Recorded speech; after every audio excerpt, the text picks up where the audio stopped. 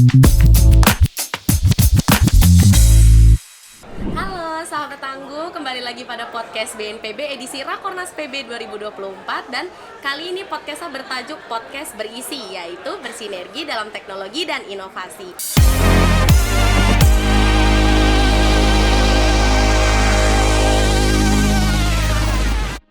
Kita sudah kehadiran narasumber yang baru saja selesai juga nih dari sidang komisinya. Kita langsung sambut saja Bapak Ilham Husnul dari Markas Pusat PMI, yaitu juga menjabat sebagai Kepala Biro Sarana dan Prasarana. Selamat siang Bapak. Siang Mbak. Ini nggak lelah ya Pak abis sidang komisi ya? Enggak dong. Enggak, masih semangat tentunya. Nah Pak, ini nanti mau langsung aja. Tadi saya juga dapat bocoran nih beberapa, karena dari sidang komisi tadi dari PMI sendiri punya suatu inovasi teknologi berbasis aplikasi. Nah kayaknya nih sahabat tangguh juga penasaran nih Pak, kira-kira apa sih yang menjadi kelebihan dan juga core pekerjaan dari PMI melalui aplikasi ini? Ya, tentunya ini terkait dengan bidang logistik dan peralatan Mbak ya. Oke. Kami di Markas Pusat Palang Merah Indonesia, khususnya tentang logistik dan peralatan, kami punya aplikasi Mbak. Ini yang untuk memudahkan kami dalam mengambil keputusan. Baik. Contohnya kami punya aplikasi terkait dengan stok logistik Mbak yang ada di gudang. Seperti ini Mbak. Oke, nah berarti ini seluruh Indonesia, maksudnya untuk dalam lingkup markas PMI saja itu juga bisa melihat ya Pak bagaimana stoknya gitu. Betul, ya? jadi ketika ada suatu bencana ini memudahkan kami untuk melihat stok apa sih yang ada di gudang kami, apakah sudah sesuai kebutuhan dan jumlahnya berapa. Oke. Jadi tinggal kita lihat dari HP saja ini sudah bisa ketahuan stoknya berapa. Baik, dan misalkan juga jika ada suatu case nih Pak, bahwa ada di beberapa daerah ternyata stoknya ini sedikit, dan apakah dari melalui aplikasi ini kita bisa saling mentransmisikan bantuan logistik juga Pak, dan bagaimana metode pekerjaannya gitu melalui aplikasi ini? Betul Mbak, ini juga seluruh gudang yang dikelola oleh Palang Merah Indonesia kami masukkan ke dalam aplikasi ini. Jadi ketika misalkan di Padang ada bencana, kita melihat di stok di gudang Padang tidak ada, kita akan bisa lihat dari gudang yang terdekat, dan stoknya pun di sini sudah tersedia. Baik, berarti kita bisa ngelihatnya itu dari radius terdekatnya di daerah tersebut. Betul. Ya Pak ya. Dan nanti juga penasaran dengan pengalamannya nih Pak, kira-kira dari banyaknya kegiatan PMI, dan kita selalu berkolaborasi juga tentunya ya Pak dalam kejadian bencana. Kira-kira melalui aplikasi ini apakah yang memang gerakan dari PMI sendiri itu yang cepat sekali Pak meresponnya melalui aplikasi ini? Betul. Banyak sekali best practice ya, pengalaman baik kami PMI dan juga selalu koordinasi juga dengan BNPB. Contohnya salah satunya waktu itu pada saat terjadi banjir di Aceh Timur. Baik. Nah, banjir di sana tentunya ketika situasi emergensi membutuhkan air bersih. Betul. Waktu itu kami mencari tangki air, dan ternyata lebih dekatnya adalah ke wilayah Mandailing Natal. Oh baik. Nah, kita lihat di aplikasi ini ternyata lebih dekat ke Mandailing Natal, dan itulah yang akan kita mobilisasi.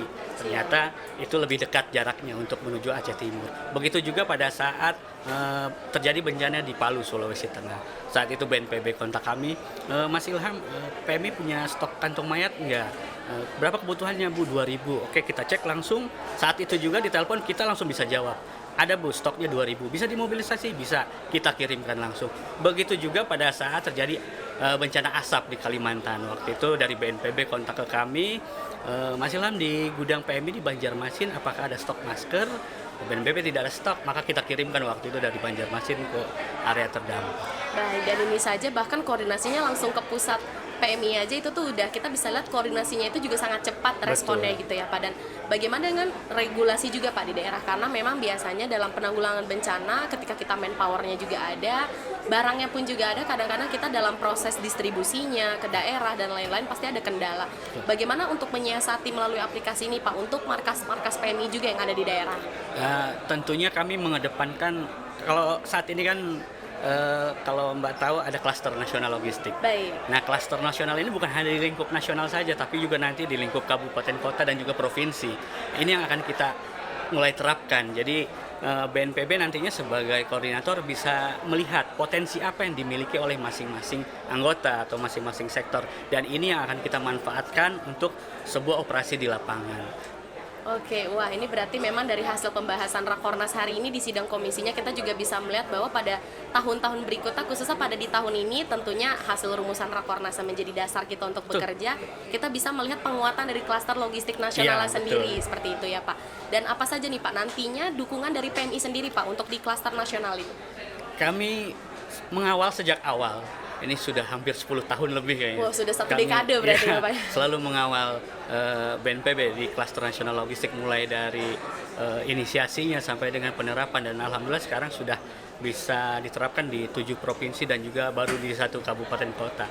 Dan harapannya ke depannya provinsi dan kabupaten kota bisa menerapkan itu. Baik. Dan ada 2 hal yang sebenarnya kami inisiasi kepada Klaster Nasional Logistik. Yang pertama adalah terkait dengan standarisasi barang bantuan, Mbak. Betul sekali, karena standar itu yang paling penting ya Pak untuk semuanya. BNPB punya Hajen Kit, PMI punya Hajen Kit, tapi isinya berbeda. Betul, nah itu yang harus kita coba samakan agar pelayanan kepada masyarakat pun juga tetap sama. Ya, hal ini bisa menjadi kecemburuan sosial, Mbak. Betul, di itu yang kalangan harus penerima diantisipasi manfaat. gitu ya Betul. Pak ya. Oke, wah ini juga menarik banget, dan tentunya Pak kira-kira apakah ada inovasi teknologi lainnya Pak yang akan dikembangkan PMI juga, khususnya karena kita sudah bergabung dalam suatu klaster logistik nasional, apa aja Pak kira-kira sekiranya proyeksi teknologi yang akan dikembangkan juga sama PMI? Ya, kami banyak, Mbak. Salah satunya mungkin yang paling penting adalah terkait dengan sumber daya relawan, sumber Wah, daya itu manusia. dia ya Pak, yang paling penting itu adalah manpower, sumber Ya, daya relawannya. Betul. Ketika bencana terjadi, pasti kita butuh orang, butuh relawan yang untuk